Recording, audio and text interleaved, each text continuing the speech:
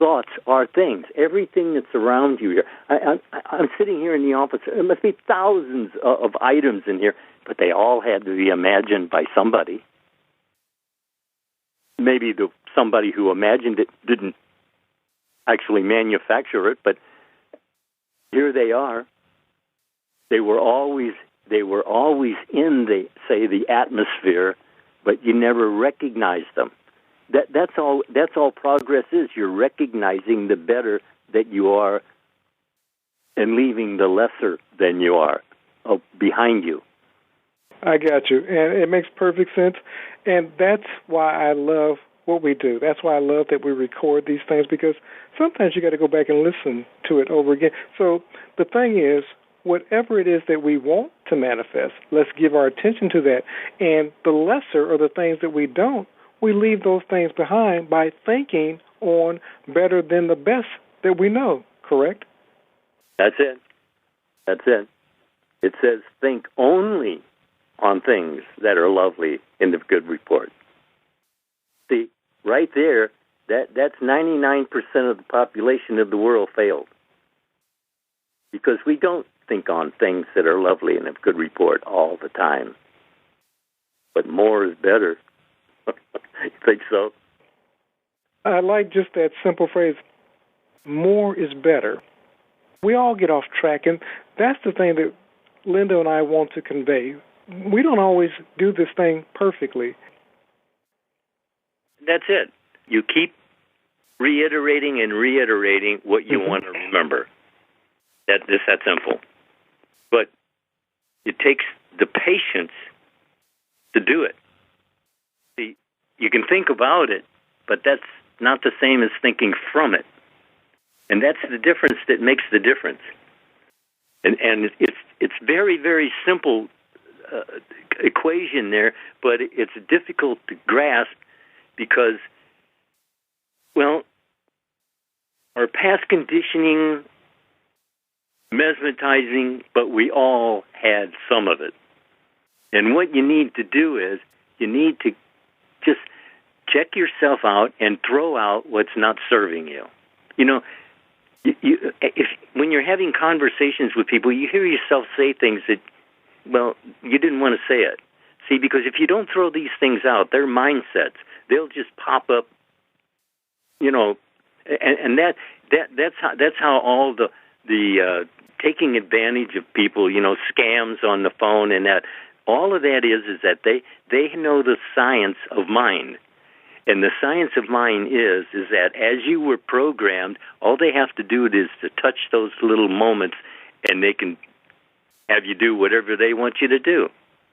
So you have to be aware all the time, as much as possible. You know, you're given to be aware. Why not be aware? You're given dominion. Why not actually use the dominion you have? And all it is just paying attention to what you're allowing yourself to think about. Contemplation, meditation offers benefits unmentionable. I mean, there's so many benefits to it. You have to do it for yourself. That's it. You can look for other people to do it, but it doesn't work that way. It's a self in self and risen drama. Many of us, we keep looking for experts, teachers, and we keep looking for everything outside of ourselves to improve ourselves. And I'm not against self-improvement. I'm an avid believer of self-improvement. But eventually, you have to stop the noise. Eventually, you have to go within self in order to manifest that thing that you truly say that you desire. And I like what you said earlier, and you said it before, but I want to reiterate it. You said, you know, you got to begin thinking from your desire, not of your desire. And that was one of Neville's key phrases as well. But many of us, we keep thinking about the thing that we want to manifest in our life, and we wonder why we don't have it. But the truth of the matter is, very few of us think from already experiencing, having, owning, being. Actually, when you pray, you're told, when you pray, believe that you have already received that what you're here asking for. If you've already received it, then when you get up and leave, you're making preparations to use it. And if you're not, then you missed it. You see, that's it. That's called praying amiss. And then there's also praying amiss that you're asking for one thing, but you think you're going to get something else. And it's what you expect. That's what you get, not necessarily what you want. So you got to make it clear what it is that you want to yourself before you even start to pray. And then when you got it straight to yourself what you want, say, this is what I am. That's it. Because you're asking God, and He told you to ask Him. And if you ask Him, don't you expect Him to answer you? He said He would. You turn to me, I'll turn to you. So He's already agreed to be there. Where are you? He says, go in the closet, close the door. When you're alone, speak to your Father, which is in heaven. Alone, and you can speak to your Father, and in heaven. It's very, very simple, but it's not easy for you to grasp all of this, but actually, it's your life. It's everything that you're doing, being, and having is in that one statement. As within, so without. And as I said, everything on the without is secondhand. Where'd it come from? Imagination within you. Use it wisely, and see what happens. When we're talking about heaven, we're talking about the within. When Lindell stated about the kingdom of heaven, many of us, we keep putting God out there. We keep putting heaven, if you go far enough up in the sky, you're going to meet God. No, if you go deep enough within, you're going to discover God. That's the heaven. It says the kingdom of heaven is within you. So understand, when we're talking about imagination, that's when you're operating from that heavenly state. There that you begin creating the life that you desire. Would you agree? Yes, I agree. But you see, when people go into the silence, or that they start thinking about all sorts of things, and they think they're contemplating and meditating, but they're really not. You see, it's a real effort for you to be still long enough to get an answer. But what's the question? Did you have a question? Do you really have a question for God? Then ask Him, and then shut up. It's that shutting up's the real hard part. When we're operating from a race mind, and that's all of us. You're told that's where you are. You're in heaven, recognize it. And until you do, it'll be hell on earth. When you spoke about it earlier, about thinking from, you said, get up and begin living, acting from having the thing that you desire. It's like Neville says, listen, somebody puts a request out to me, a woman wants to sell her house. Only thing I see is her selling the house, and we talk from the house being sold. So you don't sit there and worry and fret, as it were, that you're going to find your ideal mate, or you're going to get your ideal job, or healing, for example. You begin acting from the place that it's a done deal. And as Lindell has said 100 times, I'm not saying that this is easy, but it's necessary. Once you get in the habit of doing it, it becomes simpler each time you do it. And pretty soon it becomes second nature. And that's our desire for you, that you begin doing this thing, becoming conscious of your creation moment by moment, because as Lindell says, you're always on. The question is, what are you creating at this moment, creators? Well, I can tell you what you're creating, a mindset. See, whatever you're thinking upon, generally, it causes a mindset. And once it's set, then it acts almost automatically. And you don't want that. You don't want any of it to be automatic on this side of the drama.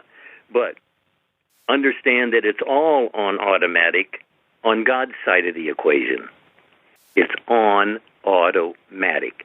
You ask, believing is receiving. And someone says, well, there's the fly in the ointment that believing. Believe something. Why can't you change what you believe? You've been changing what you believe since you were a little child. Every time you find some new little piece of information, you're a different person. Well, having information doesn't make you a better person, but using it does. See, you're getting great information from what we're putting out here, but you have to use it. Just hearing it doesn't do it for you. You have to implement it into your thinking and feeling, because if you do, that's what you get. And that's what everybody's looking for, the how of desired change. Want a desired change? Just be it. Start being it right now, right here. Now is the only time there is. Now is the appointed hour. Do it or don't do it. It's always up to you. Always up to you. Think about it. And as you say with that statement, always up to you, that's still for most of us the hard part, because we still want to believe that there's something outside of us. Now, we say it. We communicate it. We say, oh, yeah, it's all we're creating with our mind. We say it, but we don't live it. We don't live. You said this to me a few months back, and there was a question that I had put out there to you, and basically your reply was, you're responsible. Change your thought, change your world. But to be honest with you, the question that I had put out to you, I didn't want ownership. I wanted to believe there was something outside of me that was causing this issue, this problem. And I wanted a solution how to remove this thing outside of me without me changing my thought, changing my world. And I believe that that's a lot of people, and we all fall off the wagon, as it were, and we forget. That's the whole thing right there. You just said it. We forget. See, we don't remember. And what did God leave us? A remembrancer. Because he knew we'd forget everything. And man, as Neville had said so often, is such a poor dreamer anyway. So that doesn't help his case either. But that's the whole thing. You have to understand that you are in control. You have dominion. You see, you were given dominion, but you have to claim it. You're given everything you need, but you have to claim it. You see, it's all an inheritance. Son, all I have is yours. It's an inheritance from God. And he tells you, choose. Choose this day. That's always on. Choose this day. And you are doing so, aware or unaware. And that's why we're saying being aware is better. Then you're choosing what you want rather than accepting what you don't want. You have to make a definite feeling about what you're thinking about and what you're thinking from. You see, that's the difference that makes a difference. What you're thinking from, you're creating. What you're thinking of, you're denying yourself. So it's always up to you. That's it. You said something, and it kind of took me back to, I told you I've been studying the pruning shears of revision. And, he says about the rock. When you stumble upon the rock is the concept, the Christ, as it were. And we begin to understand that we are creators. That's, the rock. He says, Peter, upon this rock I'll build my church. It was upon Peter's statement, when we choose, when we pick, and we say, this is the day that I'm going to create, we're operating, we've stumbled upon the rock, which you've given us in this simple conversation is the rock that we stumble upon. Many people have been looking for, how do I change my world? How do I make a difference? And in the simplicity of the message, as you think you are, choose you this day, be it unto you according to your faith. We can say the same thing 1,000 different ways, but it comes back to, as you think you are. That's the rock. That revelation, as you think you are.